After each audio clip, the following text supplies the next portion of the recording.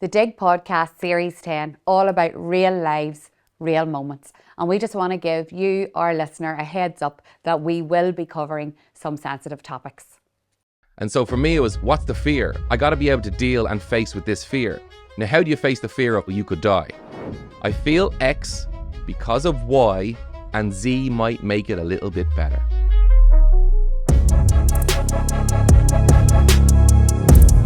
There is an element of grief that you go through, and there's no timeline on that. So you've got to allow yourself that space. Don't try put this under the carpet. And sometimes people say, oh, well, you can't control your thoughts. You can't always control them, but you can have more influence on them than you think. Our mind is like a computer. What you feed it is what it's going to chew on. The biggest kind of bomb that went off in my life, realizing that something that you've always wanted, dreamed of, and presumed would happen is now not going to happen. But anxiety is actually a reaction. It's not a primary state. The coach in me said, if you got into this, you can get out of this. We just need to figure out how. That's what people who are successful are good at doing. And I never realized that what I would help people with coaching, it would become. Welcome to this week's Dig Podcast. So we are, actually, I know it looks like the guest is beside me, but he's actually not. He's coming in on Zoom this morning and we're very grateful for that. This series of the Dig Podcast is all about real lives, real moments. I know you've been hearing that over the last few weeks, but you know, what does life look like for us all? It can be busy, it's stressful, we encounter lots of different things in our lives that can challenge us.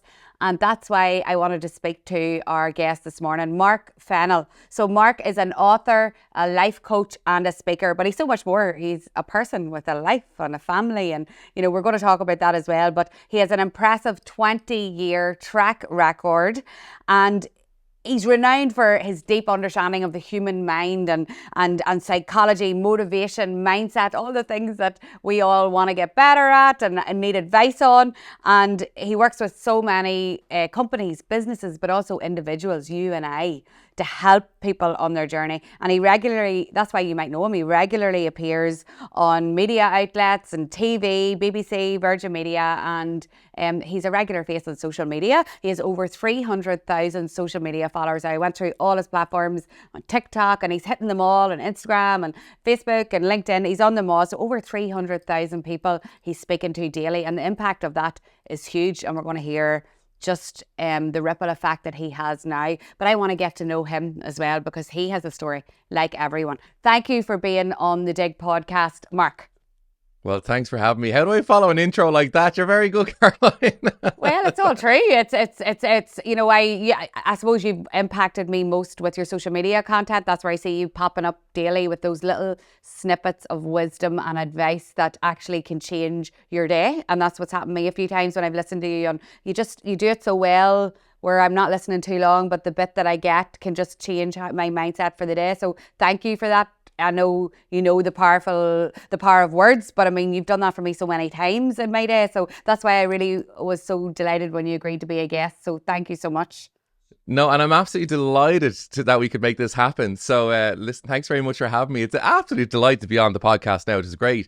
Do you know what, with the information, like with what I share online, I suppose, for many years, I used to write articles and blogs before social media, you know, showing my age now. But anyway, and I used to do a lot for, obviously, a lot of companies and corporates. And I remember people always used to say, you know, it's great information, you should share it out there or whatever. And I never really took it to Instagram because I said, I don't know if people want to hear about mindset and high performance and whatever. And then I said, sure, you know, I'll take it to Instagram. A few years, I think it was about 2016, 17 or so. And then I took it to Instagram, and yeah, people just took to it and away it went. And I was like, oh my goodness, you know, I always found that sometimes we heard the word psychology and we heard the word, you know, say when it comes to business success and, you know, acumen and integrity, you know, we saw what successful people did, but there was always like a gatekeeper on it. We never knew. I want to know though, you know, what do they think? What do they have for breakfast? How do they get where they are? And I suppose I just found that communication was sometimes, there was a lot of gatekeeping that went on when it comes to business, when it comes to even personal, when it comes to psychology, lots of big words used. So I wanted to kind of make it that I can understand it. Give it to me simple, straight up, and give it to me what works. So that's how I package the content, hoping other people would resonate with it. And thankfully, yeah, it does. And as you mentioned, I do a lot with it now. But yeah, I you know what, the idea was, I started many moons ago, and it was working with young adults in inner city, and they didn't all come from great backgrounds. And I knew that, for them to believe in themselves and kind of carve out a bit of a trajectory for themselves, they needed to hear the information where they could understand it. Do you know, when people say mindset, people use that word, but do we really know what that is? Do we really understand how it actually works in our brain, and all that stuff? And so I just wanted to make it that it was accessible to people, so everyone from anywhere can take it and run with it, and away we go and have a little bit of a better life for it, I know, and that's true, because I would send on some of your videos, that little link on WhatsApp to my mum or to different people, and everybody gets the way you explain it. So thank you for just explaining it in layman's terms, I suppose, like you just described. But I suppose you've had a journey too, and this is what this series is all about, Mark. Real lives, real people, because it's what happens at home and what happens with your family can affect obviously your work and your business and your life. So do you want to tell us a little bit about you and kind of your background? Yeah, sure. Well, I'll give you the long story short, as I always say. So basically, I got into, as I say, I was working with young adults and teenagers as basically a youth worker, volunteer, and this is 20 odd years ago now. And I just started to see the transformation that when you start to believe in someone. Now, I was a young man as well, but I just kind of, I suppose it's like any coach working with a team. When the team starts winning, the coach kind of says, this is great. But for me, the coaching was about the individual. It was about the person behind whatever they were doing. It was about their mindset. It was about their focus, their self-esteem, their self-worth, their plans. And so that was the coaching I did, life coaching per se. It wasn't even called that back then. But that's what I got into it. And as I saw, I suppose it's very rewarding work. And as a young man, I said, I want to do this forever. And then I had a couple of people who I worked with who had incredible success and came from nothing. And when I saw them get their breakthroughs and so forth, it just fueled me on. And so I immersed myself in the world of psychology and neuroscience, and I went all in on it. And I said, you know what, there's a lot of stuff out there. There's a lot of fluff out there, sounds good in reality, but doesn't always work in practicality. And so I suppose where I found my path was helping people, and I was very results driven. So I always kind of said, if I'm working with someone and they're not getting results in 6 months, there's something up. So I was very much results driven, cut through the weeds. And I'm obviously I met my wife at a young age. We got married, so to speak. And yeah, my own life, obviously there was challenges as well. And I never realized that what I would help people with coaching, it would become a lifeline to myself. I went through, I was loving what I was doing, and I was working every God-given hour. You know what it's like, Caroline, when you're working hard, you have a passion about something, but then the body starts telling you, listen, you need to slow down now. We've all been there, but some of us just kind of soldier on kind of thing. And that's what I did. And I kind of soldiered on for too long. And eventually I did a late night conference. And after the conference, a couple came up to me who were basically going to file for separation, but they said, maybe you can help us. And I ended up sitting with them till 12:30 at night. I went home. I was up at 6 o'clock in the morning to go to the gym. Next thing I know, I collapse. I'm in the A&E being treated for a suspected heart attack. Now, when you're in your 20s, you don't see that coming. And I kind of just, because when you're 20, you think you're bulletproof. You think, that wouldn't happen to me. Oh, that's terrible. That would never happen to me. You have that kind of naivety. And anyway, I was turned out, thankfully, it was pure exhaustion and a mixture of other things, but it wasn't my heart, thank God. But I remember lying there in A&E, so to speak, and then they obviously put you into a room and they monitor you and so forth, and all the stuff stuck to you. And my wife came in and saw me with all the stickers on me, the ECG machine, and she's not great in hospitals, and she started to faint, and so she's falling onto the bed. The bed starts kind of rolling. The stickers fall off me. Alarms start ringing because they think obviously it's over. She's then brought off, and she's put in a ward down for being treated for this. So it was quite a dramatic thing, but the reason I mention it and why is it so pivotal is because a thing called health anxiety came in. I didn't know that's what you called it then, but the fear of what if this happened again?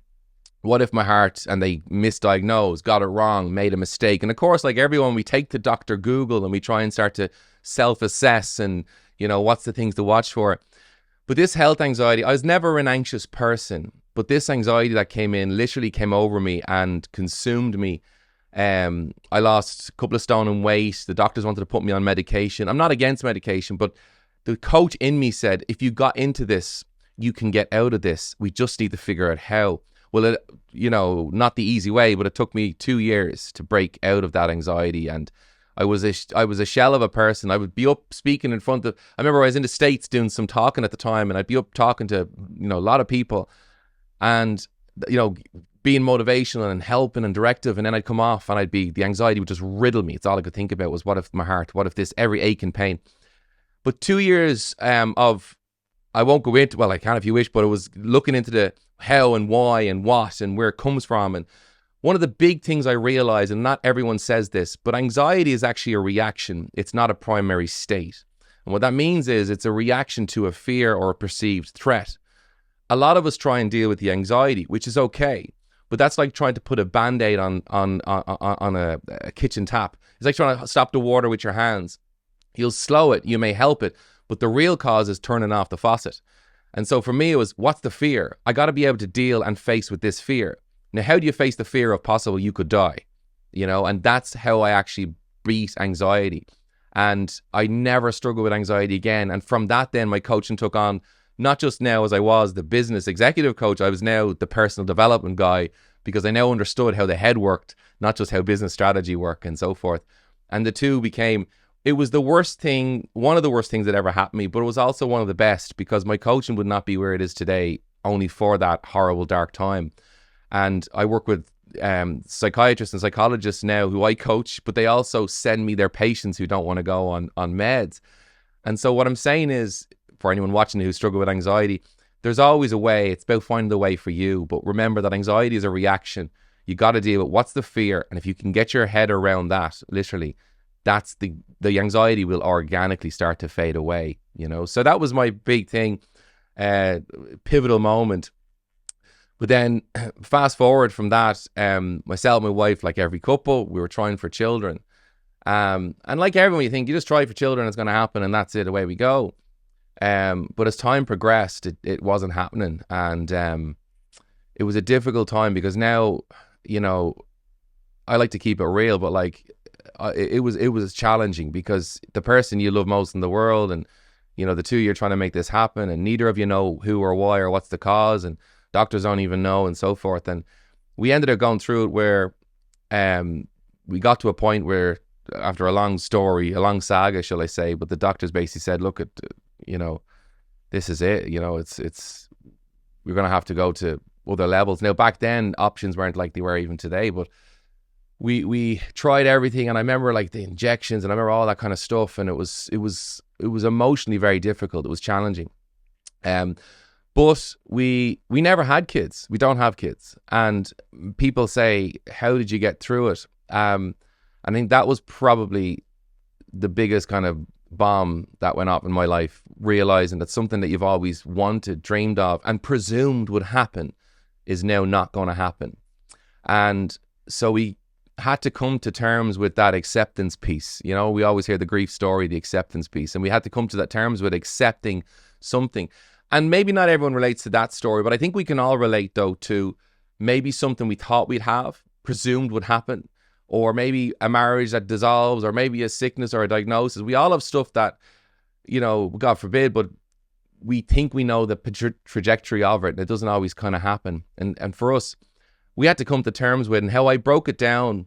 And don't get me wrong, I wasn't exactly like Mr. Motivator when this was going on, saying it's all okay, well, we'll just be, think positive, and affirmations. What have we got, darling? Let's pull out the good book, write them on the mirror. It wasn't going to work for me, Caroline, at that point. It's a dark time, you can imagine. But what I did realize in time, and it was funny, because what I learned through the anxiety, should we say, fallout was, things in life are like, when I always put it like this, it's like when a stone gets dropped in a pond. You can't always stop what gets dropped in the pond if your pond is your life, but you can control how far the ripples go. And that was me, we can't stop this bomb that's gone off of this news, but we can control how far the ripples go. And I say, we work together as a team, and thankfully we're a good team, but we encourage each other, because what I found was, is one might be up one day and the other not so much, and then it does that, But the question that came about, and this is the question we can all ask ourselves, I suppose, that I learned the hard way, was, well, how do you want life to be, accepting what you cannot control? And I remember saying, well, I want to be happy. Now, I always think happy is not a benchmark. Contentment and fulfillment are. Happy is a subset of that. So happy is an emotion that changes, like everything. It's like anxiety, happiness or anxiousness. It's a reaction to a state. But fulfillment or contentment, big words I know, but if we can find contentment, even when we're having a bad day, but you take a step back and go, but I'm content with life though. Stressful day, but I'm content overall, right? So contentment and fulfillment was kind of our objective. And I remember saying, I know that sounds very pragmatic. It was our objective at the time. It wasn't exactly like that then. But it was like, before I was given the news, the bad news, we were happy. We were content. The news dropped in that, that stone in the pond and the ripple effect. And then we were left with the decision of, well, what do we do now? But I remember thinking, before I got that news, everything in my life was adequate enough to make a content life. I have now this additional information or knowledge or whatever, but everything was there. I had the ability to be happy, to be content. And I said, we got to go back to that. We got to go back to that. And so we worked through it. And many people kind of say, do you ever be sad? Do you ever be down about not having children? And I'm going to be straight up honest. I've gone through the motions, but I don't feel like there's something now missing. And secondly, we've got our lives to a place of contentment. And it's just worth its weight in gold. And people say, well, how'd you get there? And I'm going to say, being very honest with you, it starts with perspective. And when you've lost a couple of people in your life, through cancer or death or otherwise, you get a slap of perspective every now and then and realize, hey, remember. But also, as a word that gets used a lot, but I'm talking about that real, true, heartfelt gratitude of just finding the things that you can be grateful for and leaning into those things. And over time, being consistent with that. It's like going to the gym. It ain't going to be easy, and it's not every day is brilliant. You're not going to enjoy it or even want to go half the time. But it's just keep showing up with that approach that I know where I wanted to get to in life, that contentment, but I felt like a million miles away from it. But at least I had a trajectory. And I think sadly, a lot of us can easily, and I could have easily myself, just fallen into being the victim of life, and life happens to me instead of life happening for me. And I could have easily fallen into that. And I remember going through just get up, just keep going. And it was hard. And as a man, it's hard because you're in a position of, oh man, I can't make this happen. I feel like a failure. There's all the other, men and dads and being parents and school gates and all of this stuff. And I remember having one moment of thinking, I'll never get to walk my daughter down the aisle. I'll never get to do a speech at a wedding. I'll never, all these things. And it's heartbreaking. And I can talk about it easily now, but back then, those thoughts, you just don't even want to think them, right? But for me, I realized that, you know what? Everyone has a story, and everyone has that stone in the pond, and maybe a few stones, and maybe a lot of ripples. But you can't control the stone, but you can sometimes look at how can I control these ripples? And that's what I started to look at, the basic stuff. Well, I got to get up every day. I got to keep, moving. I got to have a bit of a routine. Was it always easy? No, it was more times hard than easy. But fortunately, and in less time than I thought, we got back to that place of being contentment. But you know what? So much more wiser, maybe, because we now had a reality of life ain't going to always give you what you want. I remember my granny said it to me, and she said, as long as you're vertical, you've got something that many people wish for. Yeah. And I said, that's good advice, right? The Dig podcast means so much to us because we're able to help people with actionable advice, both in the world of work and life. And so many people are listening, thousands of downloads, but some people still haven't hit that follow button or subscribe. I'm guilty of it too. I listen to podcasts and I actually haven't taken that action. But I'm asking you today, if you do love the podcast and you want to keep seeing more guests, if you could hit follow on Spotify or Apple, or if you watch on YouTube, if you hit that subscribe button, it helps the podcast grow. And in turn, I can continue to have brilliant guests that bring you great advice each week. That is deadly advice. And Mark, like that, it's not, well, maybe I'm not in the circles where stories like that are shared, but to hear a man talk about that journey is probably not as common as when women talk about the fertility journey. So, there is a lot of men listening to the podcast as well, and you sharing that is going to help them. But you are obviously in the business of being able to work on your mindset and knowing how the mind works and understanding, as you talk about the psychology and all. What about the people who are listening? Where do they start if they're on that fertility journey and they're feeling hopelessness and like anxiety about it and it's affecting their relationships? Where do they start with trying to get the tools to manage the way you have? What would you direct? Where would you direct them? Because it can tear relationships apart and tear someone's mind apart. So where do they start? Yeah, Caroline, good question, because an article only came out on one of the kind of psychology journals I read, and they're saying that the pressure of the fertility journey is proven to put a wedge between many couples, So where I would always start is, I would always say, well, look, there is an element of grief that you go through, and there's no timeline on that. So you've got to allow yourself that space. Don't try put this under the carpet, because you know what? It's going to come back and resurface. Don't try and put it off. But you know what? If you talk with your partner, but if you're finding that too difficult because they're broken too, they're going through a difficult time, sometimes they might not be in the headspace to talk back even, well then maybe get someone that you can talk to. A lot of men don't talk about it. I don't mean to be stereotypical, but a lot of men just don't. Women, I do see from my experience, are better communicators with how they feel and talking through stuff. But a lot of men experience a thing called shame. And they feel that shame of, oh, I'm not like everyone else. I failed as a man. This was my purpose and so forth. And that's where I start with people. I don't start at the outset. The first stage is, it's processing what happened. It's dealing with it. If you're on the journey, it's what I do say is, you put it in a box and you put it on your mental shelf, right? And I always say it like this: pretend you've got a shelf in your brain. And there's all these little boxes, right? I remember seeing it in a woodworking shop one time. They had all these boxes of nails and screws, right? So pretend in your head that you've got this shelf, and all those boxes are different things that are going on in your life right now. Some past, some present, some made to be. But get, your journey of trying for the baby and the stuff you got to go through medically, etc., and put it in a box. And what I mean by that is, compartmentalize it. Don't let it be the thing that's always in front of you, that you're always talking about, always focused on. As best you can, put it away. Deal with it when you deal with it, but put it away. So if you're on the journey, don't let it consume the journey, as in your life with every waking moment. So sometimes you got to say, right, we've talked about it for an hour, that's enough now, and put it away. So deal with that, because sometimes it can consume you, and it very, very easily can be overwhelming, because you've got all appointments and this and that, and there's lots going on. So that's the first little thing if you're on the journey.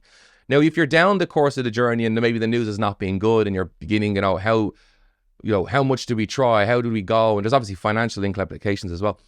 When you're at that stage and maybe the news is not good, like we were at the end and that's it, when you are at that point, that's when you got to process what's going on and ask yourself. I have a little tool I always share with people, very simple, XYZ tool. And it's putting like this, because sometimes we don't know how to put how we feel into words. I feel X because of Y, and Z might make it a little bit better. And when you start to communicate, like I used to, where I learned that was from, I used to do relationship mediation back in the day. And it was a thing I used to do on the side. And I used to say to the guy, particularly, it wasn't always the guy, but it was sometimes the guy, and I'd say, right, look, how do you feel? I feel X. Because of Y. Because she did X and this happened to me or whatever. Blame game. And what would make it better? And most of us don't focus on what would make it better. We're just stuck on what made it bad. So ask yourself, what would make it better? So the objective is, you want to get back to feeling a little bit more, should we say, enjoying life to some degree, or get your back quality of life, essentially. So put it into words. How am I feeling? And why is that? And use that to process. But now, what's going to help me that little bit better? Even just 1%. And start working that into your routine. Now, it's not going to be anything great, anything big, but getting up in the morning, having your little routine. Maybe you and your partner might go for a walk or a hike. Start doing stuff together as a couple. And remember, the fertility is in that box on that shelf. It's not the only thing you talk about.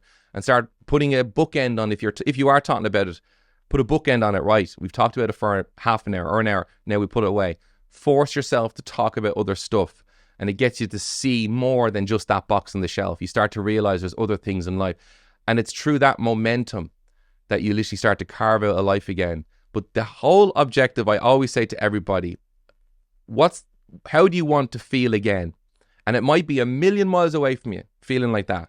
But at least set that flag in the sand. So at least you've got a trajectory. Now, what can bring us 0.5% closer to that? And again, it's not about being happy, it's about contentment. Well, you know what? We used to do this together before this fertility thing, and we used to really enjoy it, whether it was a movie night or whatever. Start bringing those things back in, because here's what I always say to couples who come my way and talk to me about this.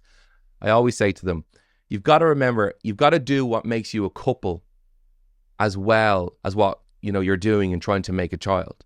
Don't forget the couple and the team that's there. Don't neglect that, because you can get very preoccupied with the fertility stuff if you let it. Such a I don't know, like when you're talking there, I was getting shivers over me a couple of times. I am blessed to have children, but I have lots of friends and family that have went on the journey like you, and I've seen all those emotions that you talked about. I had no skills to help them, but thankfully there are people like you that, and speaking to the men is so important as well, because they can get lost in the journey of that emotional roller coaster. So that I can't claim to know, but you have given such great advice there, and I hope that people do reach out. We're going to share at the end your handle, and in the show notes we're going to put ways that they can perhaps connect with you. Mark, perhaps they want even more support, or they need to learn or join some of your courses or read some of your books. So we're going to help people with that topic. If you're listening, we're going to direct you, signpost you at the end, because I do want to talk about other things, because I know that one of the biggest, probably many reasons why people reach out, but I know you and I talked before that one of the biggest things that people do reach out to you is perhaps about their relationship with food and weight management and all of that. And you do help people on that journey as well. And I know that there's certain language that we use around. So excuse me if I say something here that's perhaps not the right way to word it. I don't want, to offend anyone, but weight management and relationship with food and unhealthy habits is a big thing, Mark. And there will be people listening that are on that journey too. What do you do with people, or how do you advise people on that journey? Yeah, because you know what, and this is where it all kind of weaves together. People say, so you've been through the anxiety, and how does this come together? And I tell you why, because I suppose the human condition. What I realized was there's a lot of things in life we can't control, those stones that get dropped into our pond, but the ripple effects sometimes can be self-worth. They can be feeling that shame I talked about, feeling that I failed, or feeling that I'm no good, or I'm not enough, or I don't have what it takes, or I'm not like everyone else, or I can't keep up with the Joneses. They have it all together when I look at their Instagram feed. We've all these things that go on in our lives. And so what I realized was, and it was funny, it was an organic kind of thing. I was working with individuals, I remember there was one woman, and she was a businesswoman, but she'd gone away and had kids, and she'd one of her children had special needs, and she was years out of the working arena, and she'd gone and I suppose put on a lot of weight and so forth, as far as she would tell you. But she came to me for confidence to get back into the work arena. That's it. I want to get back working again, and and I started working on her self-belief, self-worth mindset, and really kind of carving out a plan for herself, and we started to see progress, and she started getting more confident, and but naturally she then started to, you know what, I've got this designer coat in my press, and I want to make sure I fit into that again. It was worth a fortune, and I only wore it twice, and she had these, and we never discussed nutrition. I never discussed her food. I never discussed her weight, what she should be, BMIs, none of that stuff. I purely discussed her self-worth within, how she saw herself, and the biggest piece, as I remember saying it many times, and I wrote in the book even, her identity, how she saw herself. So many of us see ourselves as less than. Oh, I'm good at what I do, but I could never be like them. Oh, I'm okay here, but I'm average. We see ourselves less than, and that clips our wings, and as far as potential. So she started to believe in herself. Next thing, she started to walk more. She started to eat better. And I never discussed this with her. And she got back into the size she wanted to be, back into that coat, went back into the work arena. And she quite quickly accelerated, promotion-wise. And that all came from within, like literally working from her on her mindset and self-belief and so forth. And I saw, isn't it amazing that when the spark gets ignited within you, we automatically start to fix the other things in our life that we're not happy with. And from that, and then I'd seen other stories. I worked with one guy who he worked at home. He was IT, worked for himself, always worked at home, no social life, no friends, always wanted to have a family. He was late 30s now, but he lacked confidence. I started working on him because I did a confidence course, and he came along and loved it, blah, blah. And I started working with him. Next thing, he starts cycling, because we got talking about cycling. He starts cycling, right? Now he does they're like mini triathlons, and he cycles everywhere, but that gave him a social life. He's as fit as a fiddle. This guy was like, he would tell you, I was the McDonald's loyalty customer. Like he said, I just ate takeaways and McDonald's and that's it, because no one saw me, and he kind of hid himself away. And if you saw this guy now, he's an athlete. Like he's an athlete. And to go from the IT guy who's all quiet, and then getting his weight in order and health in order and everything, and all I ever discussed with him was how he saw himself, and so to speak. So from that, sorry, this is a long answer for you. But it's important to give examples. The background. But from that, then people had said, Mark, why don't you? And I ended up working with a group of people who'd gone through bariatric surgery, which is basically stapling of the stomach, because they found that they still had the cravings, and they'd heard some of the work I'd done, and we just need help on confidence, because we're still slipping into the same old people, even though we've now lost the weight and the stomach is small. And I started helping them. And through just organically, I started helping people with their weight loss, by working on them. And then obviously what many people didn't know, one of the things I always loved as a sideline was the study of nutrition and food. And I was always into that. That was a hobby now. That was literally was a hobby. But I realized, there's a very strong psychology between food habits and thinking patterns. And the long and the short of it, we then developed a program called Weight Wellness, weightwellness.ie. And it's a 10-week weight loss program. And that is now just skyrocketed in the success stories that we've had. And so, yeah, that's where I found myself. But Caroline, if you asked me that 20 years ago, I wouldn't have had a clue. I know, but it's amazing. It is, like, because so many people can get bogged down on how many calories are intaken, and they get obsessed with the food. But actually, it's much, like you just described, it's much deeper. It's about what's inside, and how amazing that when you build on your confidence, all those things happen anyway. Like the psychology of that is unbelievable. It is. Well, here's a little example, right? If I said to you, right, Caroline, there's €1,000 in that house over there, and it's burning down. There's €1,000 in the kitchen. And if you can get into it, you can have the money. You might look, €1,000 or £1,000, I'm not sure. Now, if I said there's £100,000 in there, you'd be a bit more motivated, but still there's risk, right? Now, if I said one of your children are in there, motivation has just gone up 100x. You're like, I don't see the flames. I'm going in that door, right? And that's the level of that deep-rooted that we can all kind of see straight off. That's the shift from mindset right down to the real you, beliefs and values. That's where your identity lies. And as a mum, any father knows that. I'm kicking that door down. I don't care how many bad flames there is, right? And if you can get that level of motivation towards your potential and who you are as an individual, food is no longer an issue. Those cravings, not a problem. I'm going into the burning building because my potential's on that table. That's the level of motivation you get to. And that it's like when someone has a wedding coming up. They can't, they're eating bad all the time, but when the wedding's coming up, they're going, well, I have to get into that outfit. And all of a sudden they're on the, whatever, this fad or that diet. And, but when you can get deep down into that real, true motivation of what makes you tick and what you value and what maybe for a lot of people their weight has held them from, now it's like, ain't nothing going to stop me now. When you get to that place, it doesn't become that hard to look after yourself. So. Yeah. And people who battle with their weight and stuff that can really affect their lives. So if you're listening to the podcast and that's something you do want support with, again, this is what this series is about, signposting people about these life issues and where they can get help. So we're going to put it in the show notes about Mark's course that he has and any books that he has that can help you. So if that is you, we're here to help you, I suppose, in some way with some actionable tips that you can do. So thank you for Marcus. That's fascinating. Now, I suppose the reason why I started to follow you way back when, I can't remember when it was, but I follow a lady online called Aoife Devlin. And I don't know her.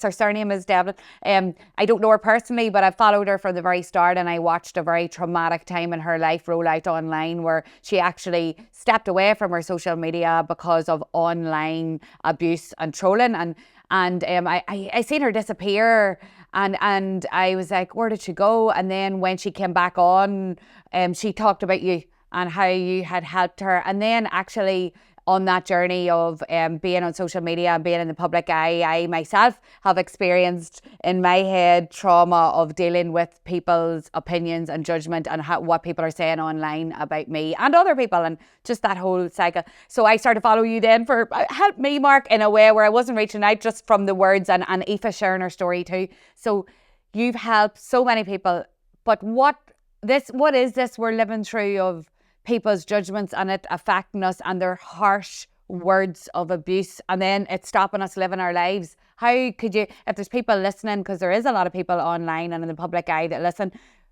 how can we move past this? We're just taking a short little break in the Dig podcast to shine a light on our fantastic partner, Linwood's Health Foods. Great days start here. Power your day with Linwood's Overnight Oats, the breakfast game changer that takes the hassle out of your mornings.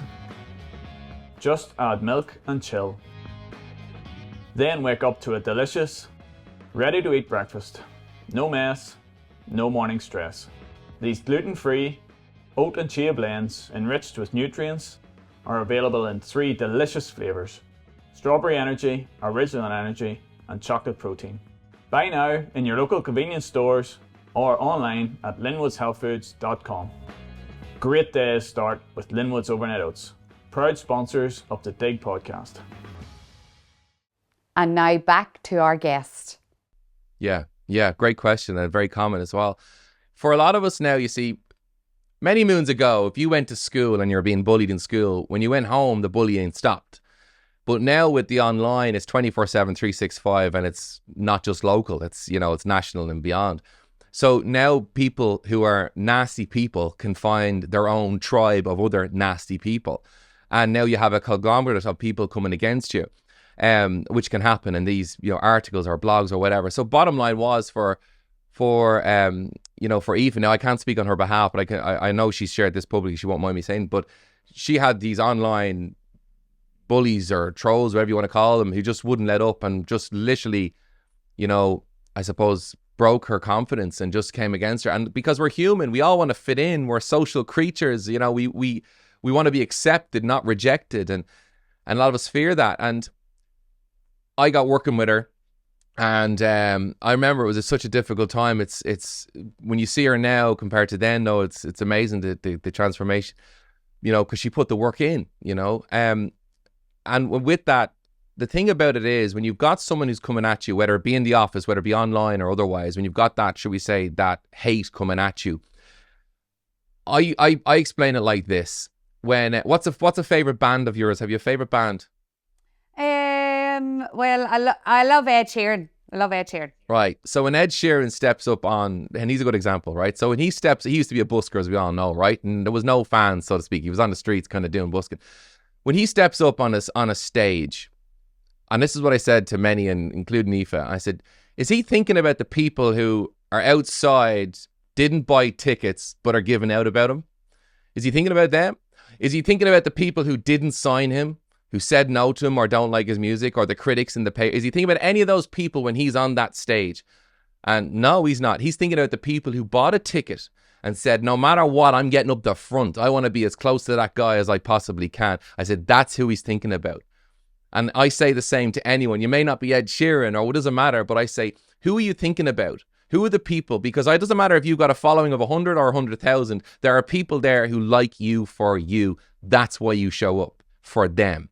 And the people who never come to your concert, we don't care about those no more. You think about the people who are showing up. And I said, think about 2 or 3 people who you know are supporters, fans, whatever. And we got a couple of people, and I said, right, they're the people you're speaking to when you go online. They're the people you're talking to. All the others are just bystanders. They're just coming and going.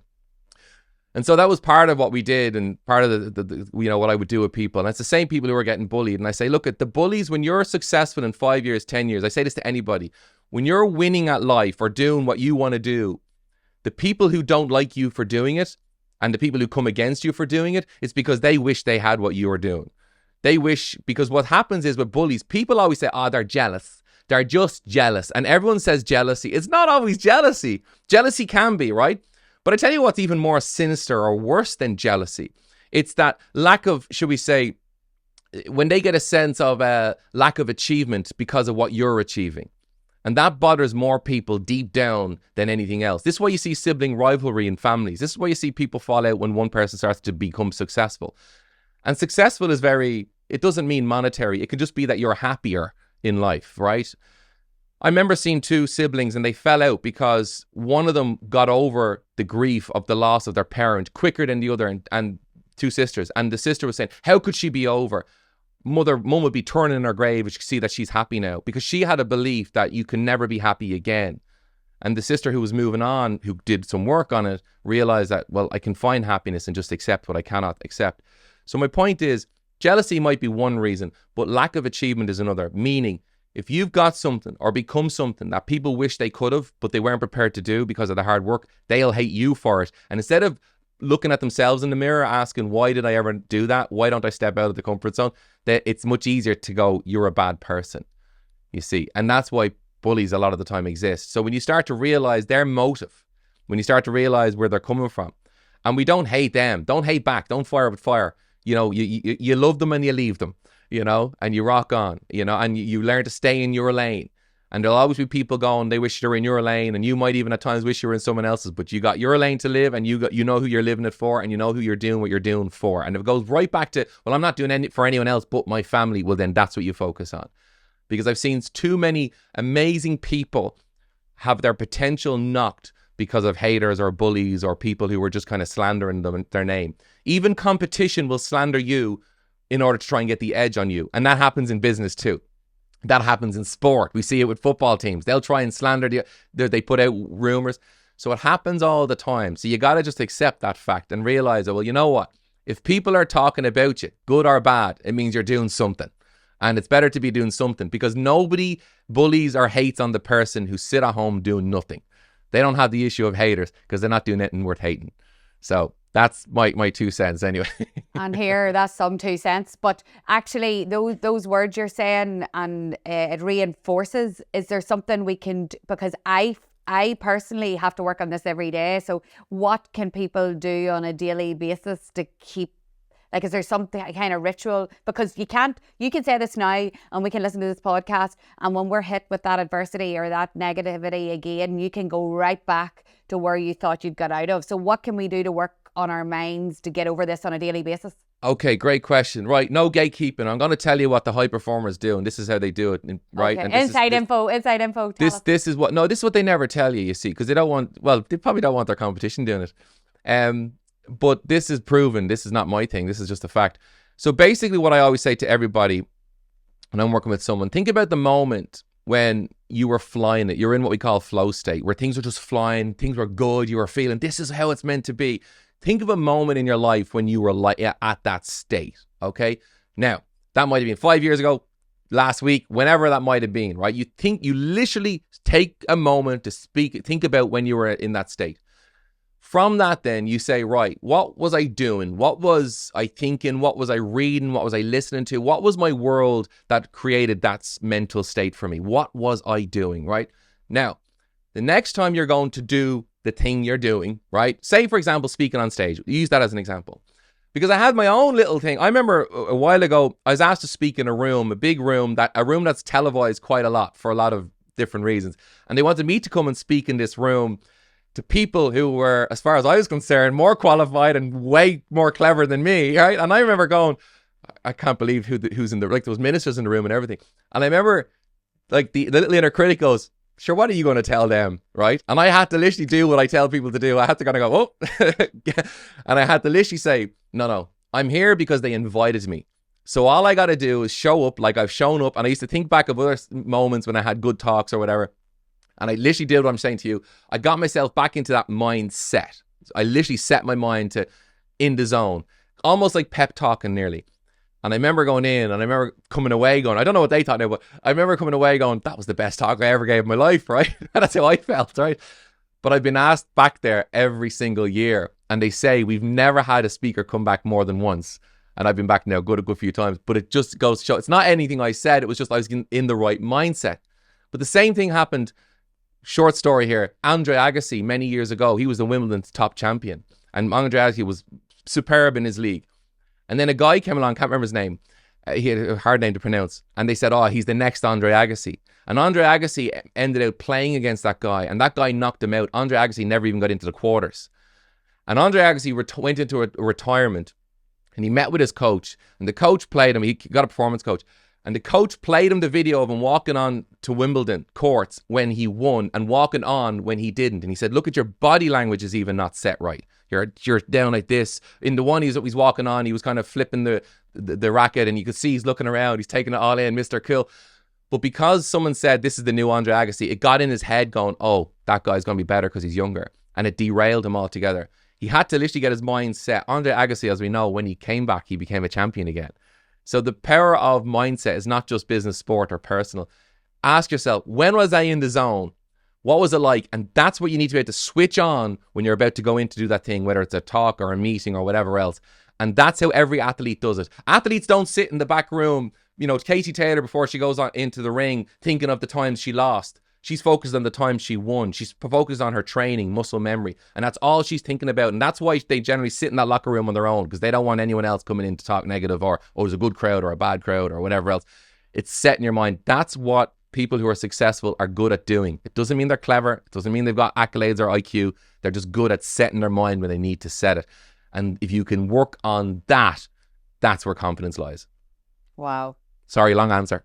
No, we need these long answers, because how many times have we all heard of, they're just jealous, they're just a bully, but it doesn't matter. We know that. But how do we fix that? So that's a really good actionable tip, to get that time. And I'm already trying to visualize that time in my head so I can pull on that. I did drama for A-level, and there was a great man, Stanislavski, who talks about pulling on those emotions to help you like cry or to help you be happy. So it's the same kind of theory of pulling on that time that you were feeling your best, and use that every single time, that time to drive you. Am I right? Is that how I turn that into? That's basically, if you think about you see, a lot of people think that the mind can't be controlled, right? Basically, and I'm not talking mind control or stuff like that. That's kind of a lot of kooky stuff out there. Basically from ourselves, I'm talking.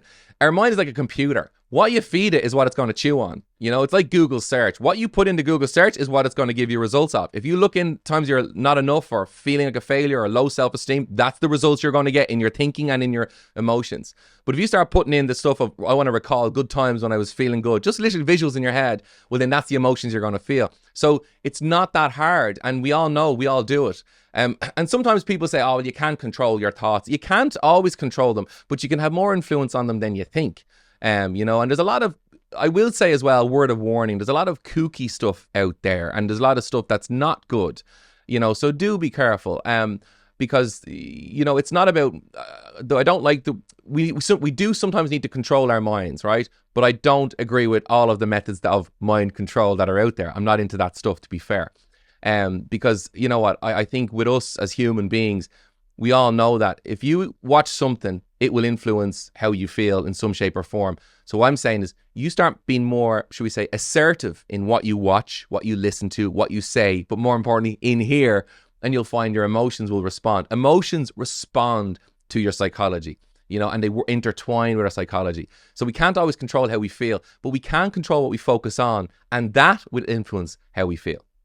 I know, and I recently, and now I don't often get to rub shoulders with celebrities, but I got to speak to Jimmy Carr, the comedian. He was at an event that I was at, and he was very gracious with his time, and I just spoke to him for a few minutes, and it was only last week actually, and he, apart from being so funny that I could hardly interview him, I got this key thing out of him that he said, and it's exactly what you've just said, that it's how you, what you spend your time listening to and watching and being around actually influences how either happy you are and your mindset and everything. It was along those lines. So you just reinforced that as well, and it's so true. And that can be to do with people you spend time with as well, can't it? Because listen, now you're talking. Show me your friend. Look, if you have friends, if you hang around with 5 alcoholics, you'll be the 6th. If you hang around with 5 people who are depressed, you'll be the 6th. You know, it's show me your friends, show your future. It's incredibly influential, and family as well. You know, because sometimes people think that, oh, well, I'm from there, I could never be like that. Or, you know, because of who we are, we could never be like them. You know, I remember there's a woman I worked with, and because I used to do, I don't as much now, but I used to do more talking in the States. And she was from Houston. And she said, oh, someone said to her, a friend of hers, oh, well, look, because of the color of her skin, you'll never buy a house in that area. And they said that to her. And she said, and for some reason, everyone accepted that fact that it was a particular area. And because of color of my skin, I can't live there. All right. And how, you know, middle-aged stuff. But here's the thing, you know, this is like the dark ages. But I remember her saying that ignited something in me where I said, well, I'll be the first then. Right. And she went off and she worked on her business and different things and whatever else. And amazing to talk with her. Right. But she now not only has a house in that area, but she said a friend of hers from college has a house there. So she literally changed a demographic of an area because someone said, oh, no, you can't. And the person who said you can't was a peer of hers. And she said, if I had listened to her, I would have never, because she said buying the house in that area was not just a financial achievement. That wasn't the objective. It was to see that I was not less than anyone else, because sadly racism was something she had observed her whole life. And she said, I was going to prove that I will not let race hold me back. So it was a big thing for her. So that was her motivation. But she said, if I had listened to her, I would have never pursued and got a house in that area. And she said, it wasn't about the house. It was what the house stood for, which is amazing. But I'll always say that where you focus is where you go. I did rally driving years ago. And I wasn't a rally driver. No, I did. Let me clear that up. I was sent to rally school. It was up the north there. And I remember I went along and did it for a day, right? And I said, Daddy, because I love cars. And I remember going in the passenger seat or the driver's seat, and I'd never done it before. It was a Cosworth for those who were into cars. Great car to drive in a rally. But I sat in the car, and the driver said to me, he said, where you look is where you're going to end up. I said, what do you mean? He goes, where you focus is where you go. He said, if you're looking at a tree, trying to avoid a tree, you'll probably hit the tree. And he said, because the way you look and the way the brain works and the speed, he said, you got to look where you want to end up. And I said, where you focus is where you go. I never forgot that, because how true is that in life?